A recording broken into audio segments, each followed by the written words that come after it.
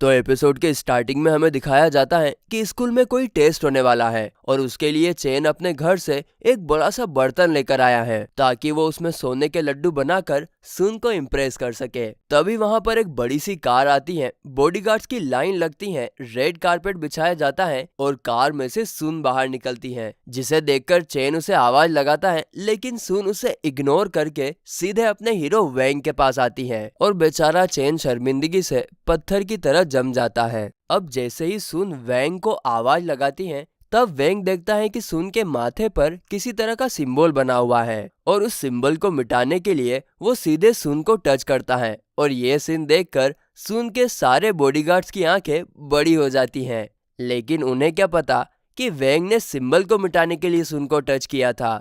और जैसे ही सिंबल मिट जाता है, वैंग चुपचाप वहां से चला जाता है और हम सुन को देखते हैं। वो शर्म से लाल पीली हो रही थी। उसे लग रहा था कि वैंग उसे पसंद करता है। इसके बाद हम सीधे क्लासरूम का सीन देखते हैं, जहाँ पर टीचर सभी को सोने के लड्डू बनाने की बेसिक रेसिपी सिखाने वाली है। वो सभी को कहती हैं कि जैसे जैसे मैं करती हूँ उसे फॉलो करते जाओ। लेकिन वो इतनी तेजी से रेसिपी बताकर खत्म करती हैं कि स्टूडेंट्स में से किसी को भी कुछ समझ नहीं आता। लेकिन इसके बावजूद वे लोग टीचर को कुछ नहीं कहते और बुक में से पढ़कर सोने के लड्डू बनाने में लग जाते हैं। इस दौरान हम देखते हैं कि सभी लोग कुछ ना कुछ अपने घर से लेकर आए थे, जैसे कि सुन एक बड़ी सी रिफाइनिंग मशीन लेकर आई थी, वेंग एक माइक्रोवेव ओवन और गुओ एक स्पेशल कॉपर से बना हुआ बर्तन लेकर आया था, जिसकी तरफ सारे स्टूडेंट्स अट्रैक्ट हो जाते हैं, यहाँ तक कि टीचर भी। तभी चेन का लोहे का बर्तन ब्लास्ट हो जाता है क्योंकि चेन ने उसमें कुछ ज्यादा ही इंग्रेडिएंट्स डाल दिए थे, जिसे देखकर चेन भागता हुआ क्लास से बाहर चला जाता है। इसके बाद टीचर सभी को एक ब्रेक लेने को कहती है क्योंकि सोने के लड्डू बनने में टाइम लगने वाला है। अब जब क्लास में कोई नहीं होता, तभी डॉग, जो कि असल में जाइंट फ्रॉग था, वो गुओ के बर्तन को खाने के लिए आता है क्योंकि उसकी एनर्जी उसे अट्रैक्ट कर रही थी। लेकिन तभी वहां पर वेंग आ जाता है। दरअसल उसे शक हो गया था कि डॉग कुछ ना कुछ जरूर करने वाला है, लेकिन वेंग कुछ कर पाता उससे पहले ही डॉग खिड़की से छलांग लगा देता है। वेंग भी उसके पीछे जाता है। तभी हम देखते हैं कि डॉग छलांग लगाकर नीचे के फ्लोर पर आ गया था, लेकिन वेंग सीधे नीचे चला जाता है। ये सोचकर डॉग काफी खुश होता है कि उसने वेंग को चकमा दे दिया, लेकिन ऐसा कुछ नहीं होता क्योंकि जब डॉग पीछे देखता है तब वहां पर वेंग खड़ा था, जिसके बाद वेंग डॉग को मारकर फ्लोर से नीचे फेंक देता है। दूसरी तरफ हम चेन को देखते हैं। वो लगातार तेजी से ग्राउंड के चक्कर लगा रहा था, जिसके कारण वहां खड़ी लड़कियों के स्कर्ट्स हवा में उड़ने लगते हैं।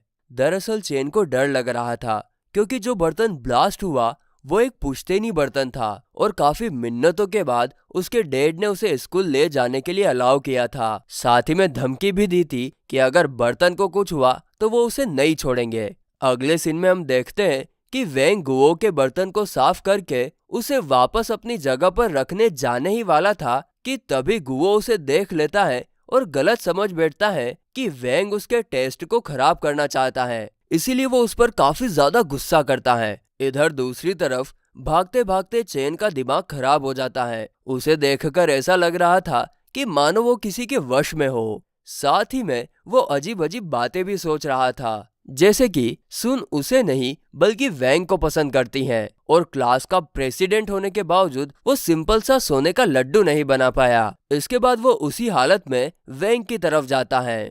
तो इस तरफ वेंग गुओ को सारी सच्चाई बताता है कि ये सब डॉग का किया कराया है, वो तो बस उसे वापस रखने के लिए जा रहा था। लेकिन गुओ उसकी बात पर विश्वास नहीं करता और अपना बनाया हुआ पॉइजन उसकी तरफ शूट करता है। इस पॉइजन से वेंग तो आसानी से बच जाता है, लेकिन वो पॉइजन सीधा पीछे से आ रहे चेन के मुंह में चला जाता है और वो बेहोश हो जाता है। ये देखकर गुओ काफी ज्यादा परेशान हो जाता है, लेकिन वेंग खुद को संभालते हुए चेन को अपने मैजिक से ठीक करने की कोशिश करता है। लेकिन गुओ उसे चेन को छूने तक नहीं देता क्योंकि अब वो उस पर भरोसा नहीं करता। इसके बाद दोनों चेन को उठाकर क्लासरूम में लेकर आते हैं, जहाँ पर गुओ बताता है कि पॉइजन ज्यादा खतरनाक नहीं है, लेकिन अगर हमने उसे चेन की बॉडी से जल्द नहीं निकाला तो चेन की कंडीशन और भी ज्यादा खराब हो सकती है। इसीलिए गुओ वेंग को इस पॉइजन का एंटीडोट बनाने के लिए कहता है। आगे गुओ जैसे जैसे कह रहा था ठीक वैसे वैसे वैंग इंग्रेडिएंट लेकर एंटीडोट बनाने में लग जाता है। अब वे लोग एंटीडोट बनाकर उसे हीटिंग के लिए गुओ के बर्तन में डाल देते हैं, लेकिन उसे तो पूरी तरह से तैयार होने में 4 घंटे लगने वाले थे और उनकी टीचर क्लास में 2 घंटे में आने वाली है। ये सोचकर गुओ काफी परेशान हो जाता है। तभी हम डॉग को देखते हैं, वो एक बार फिर चुपके से गुओ के बर्तन को खाने की कोशिश करता है, लेकिन इस बार टाइम रहते गुओ उसे देख लेता है और अपने मैजिक से उसे उठाकर फेंकता है। तभी वे लोग देखते हैं कि जिस हीटिंग प्रोसेस को टाइम लगने वाला था वो 2 मिनट में ही स्टार्ट हो गई है। इससे दोनों समझ जाते हैं कि डॉग के पास टाइम को आगे पीछे करने की स्पिरिचुअल फोर्स है, इसीलिए वे उसे टॉर्चर करके अपना काम पूरा करते हैं, जिसके कारण जो एंटीडोट 4 घंटे में रेडी होने वाली थी वो 2 मिनट में ही रेडी हो जाती है। अब हम लोग देखते हैं कि गुओ ने 2 एंटीडोट्स बनाई थी ताकि वे लोग एक डॉग पर यूज करके देख सके कि वो काम करता है कि नहीं। इसके बाद दोनों डॉग पर एंटीडोट का यूज करते हैं और वो काम भी करता है, इसीलिए वे लोग चैन को एंटीडोट दे देते हैं। लेकिन तभी गुओ के टीचर के आने की आवाज सुनाई देती है, तो वो वैंग के ऊपर सब कुछ छोड़कर टीचर को रोकने के लिए बाहर जाता है ताकि उतने टाइम में वैंग चैन को छुपा दे। और ऐसा ही होता है। जब टीचर क्लास के अंदर आती है तो वहां पर चैन नहीं था। आगे टीचर सबसे पहले गुओ का बर्तन देखती है, जिसमें से एक परफेक्ट कंडीशन में सोने का लड्डू बाहर निकलता है और वैंग के माइक्रोवेव ओवन में से टूटा हुआ लड्डू निकलता है।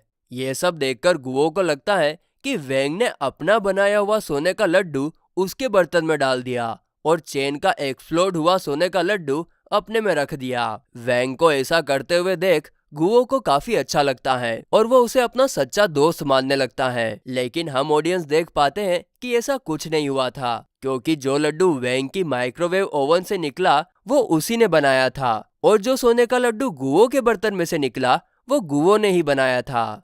दरअसल जब वैंग ने डॉग के पास से गुओ का बर्तन लिया था तब उसने सोने का लड्डू उसमें से नहीं निकाला था, वो उसी के अंदर था और एंटीडोट बनाने की प्रोसेस में वो बराबर हीट हो गया। अगले सीन में हम चेन को देखते हैं, वो अपने बर्तन के अंदर सो रहा था और जब उसे होश आता है तो गुओ उसे बताता है कि वैंग ने अपने मैजिक से तुम्हारे बर्तन को ठीक कर दिया है। इसे देखकर चेन भी वैंग को अपना अच्छा दोस्त मानने लगता है। और फिर गाइस इसी के साथ ये एपिसोड खत्म हो जाता है।